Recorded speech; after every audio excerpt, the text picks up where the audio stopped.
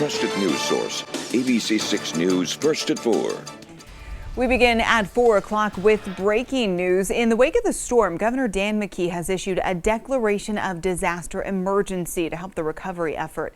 According to the governor's office, the declaration will allow the state to potentially access relief funds from FEMA, although the state damage assessments are still being worked on right now.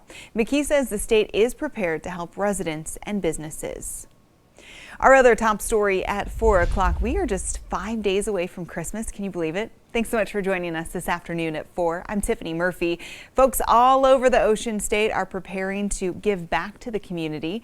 ABC 6 News reporter Caitlin Gilhouse visited a local nonprofit today. She joins us in the newsroom this afternoon with more from that lovely event. Caitlin? Well, Tiffany, today volunteers at the St. Mary's Home for Children in North Providence spent the morning wrapping hundreds of presents for children in need. This year, the home raised over $250,000. Now, every holiday season, the nonprofit hosts the Angels for St. Mary's Holiday Giving campaign to make sure every child in their care receives something on Christmas morning. The children send in their wish lists, and then people can pick from those lists. This year, 771 of those wish lists were filled. Over 35 years ago, we've come up with, instead of exchanging gifts within our department, which was a small department at the time at Gilbane Building Company, we decided to look for something else to do that was more in line with charitable giving, and we came upon St. Mary's, and we decided to adopt a family a long time ago, and we've been doing this every year since. Now, St. Mary's also helping the Family Services of Rhode Island. They filled up an entire SUV with toys and brought them over. Here you can see what the wrapping event looked like that I went to earlier this morning. When I was there, all of the volunteers were gathered to wrap hundreds of presents for the children. And if you're giving back in any way this season or at a local toy drive, send us your content on our new Now Local News app. Your submissions can earn you points, which you can then exchange for gift cards and other prizes. And we may even show your videos right here on television. To download, scan the QR code that's on your screen or just search Now Local News wherever you get your apps.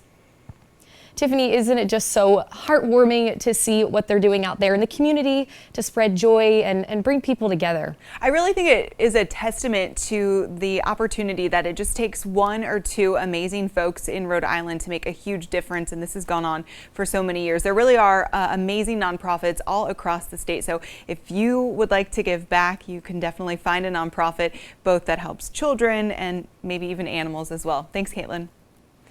An ABC 6 News update at 4 o'clock. La Salette's Festival of Lights is back on tonight after missing last 2 nights because of storm damage. According to a spokesperson for the shrine, the Christmas lights were repaired and everything right now is back to normal. We had some areas of the property damaged by the strong winds with a tree falling down and branches falling down, cables falling down. And so the final result was that we had to suspend the lights for 2 nights. Usually they go on from 5 o'clock to 9 o'clock. The shrine is open until January 1st. Cumberland schools closed now for another day after their bus yard flooded. According to a spokesperson for the school department, the buses were blocked in by water. Cumberland saw quite a bit of flooding from the Blackstone River. Police closed several streets to through traffic. A reminder, the free ferry service that was supposed to begin today has been delayed again. A spokesperson for the DOT says it's a mechanical issue with the crane that's being used to put in that floating dock in Providence, and that is holding up the whole situation. Service between Bristol and Providence is now expected to start Thursday morning. It'll run 7 days a week from 6 a.m. until 7 p.m. Meantime, in Cranston, roads on the Patuxent still dealing with flooding after the river overflowed its banks, but today it is back to business as usual. According to the general manager of the roads, the water damage was contained to the basement, so they were able to have their holiday party. Although roads avoided major damage, many homeowners and businesses weren't so lucky. It's reminding some of the devastating floods that hit the Ocean State back in 2010. I know several people that, again, back in 2010 got really badly affected, you know, with the mall closing for the time frame it was. So it's just heartbreaking when you see it. The Patuxent River crested at nearly 15 feet, causing flooding all across Cranston and Warwick. Today, the Patuxent River, though, is receding. Here to talk more about that as we take a live look over Providence on this Wednesday afternoon. Chief Meteorologist Jeff Manson has been monitoring those flood stages across the Ocean State. He joins us now with a first look at our forecast. Jeff? Yes, Tiffany, the river is beginning to slowly recede as we have had dry weather since that rain event and continue to do so for the rest of the week, which is excellent news. The Blackstone River has actually been removed from the river flood warning, so that's great news there. The Wood and Pawcatuck River is down to minor flood stage, and of course the Patuxent, which saw the second highest crest of all time, slightly over 15 feet, that is beginning to go down, 15.11 feet. You can see the peak there that was hit on Tuesday evening. Now we're at 12.6 feet, which is just below major flood stage. Major flood stage is anything over 13 feet. We should be back into minor flood stage by later tomorrow, and by Friday and Saturday out of flood stage altogether. So that's excellent news as of 2:45 this afternoon. Again, 12.6 feet there. Still dealing with a lot of river flooding across most of the Northeast, but believe it or not, the number of polygons that you see here, those green boxes, actually significantly less than yesterday. We do have some light rain just off of the Cape in Nantucket. That's likely going to stay where it is, some clouds offshore. We have dry weather expected. Look, across the country, not a lot going on, a little bit of some rain across Arizona and New Mexico. We do have a storm coming into California. We'll keep an eye on that, but likely staying quiet right on through the upcoming weekend and into Christmas Day. Cold weather the next 2 days will let you know just how chilly it gets before some milder air in time for Santa. See you in a bit, Tiffany. See you soon. New at 4 o'clock, a Providence man found guilty of manslaughter in connection to a 2020 death. According to the AG's office, a jury found 38-year-old Michael Demench is responsible for stabbing 31-year-old Corey Vargas 13 times after a drug deal went wrong. Vargas later died from his injuries. Demench was arrested a few weeks later while trying to go to Mexico. He'll be sentenced next month. A man from North Scituate who's been in prison for more than a decade will have to stay behind bars even longer now. That's according to the U.S. Attorney's Office. 54-year-old Brian Murphy was first sent to federal prison for distributing child pornography back in 2009. But a more recent investigation found that in 2002, Murphy also accessed illegal content using a local business's internet. Murphy admitted to that additional charge and has been sentenced to an additional 10 years in prison. Sentencing day for a New Bedford man who repeatedly raped a young girl.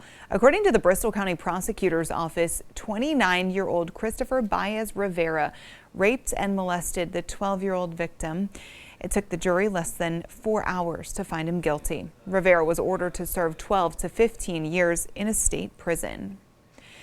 A private school teacher in Massachusetts resigning after being accused of inappropriate contact with students. In a message posted online, administrators at Arlington Catholic High School said they'd been made aware of complaints from students last week. The teacher, who has not yet been identified, was placed on administrative leave but resigned that same day. Arlington police are now investigating. Sentencing day for a Tiverton man who caused a deadly crash while driving high on fentanyl and cocaine. According to the Bristol County DA, 30-year-old Alexander Frias caused a crash that killed a 35-year-old Lakeville man. It happened back in 2021 when Frias drove into the wrong side of Route 24 in Fall River. He was sentenced to serve 5 years in state prison.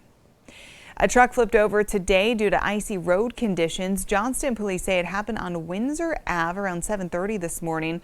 The driver of that pickup truck lost control, went off the road, hit a boulder, and then flipped on its roof. He was sent to the hospital, but is expected to be okay. Meantime, Newport police are asking for your help to identify these two men that are on your screen right now. They're accused of stealing from the Life is Good store on Thames Street. No other information was released. If you recognize these two men, you're asked to contact Newport PD. New at 4 o'clock, MSPCA Angel looking for donations to help one of its cats. 1-year-old Avatar is a purebred rag doll who was brought into the shelter back in June with a broken hip. Now, according to a spokesperson for MSPCA Angel, it's pretty rare for rag dolls to end up in shelters. That's because they're purebred cats and they're usually very expensive. Avatar is set to have surgery this week, but costs are around $5,000. If you're able to donate, you can head to our website for more information. That's abc6.com.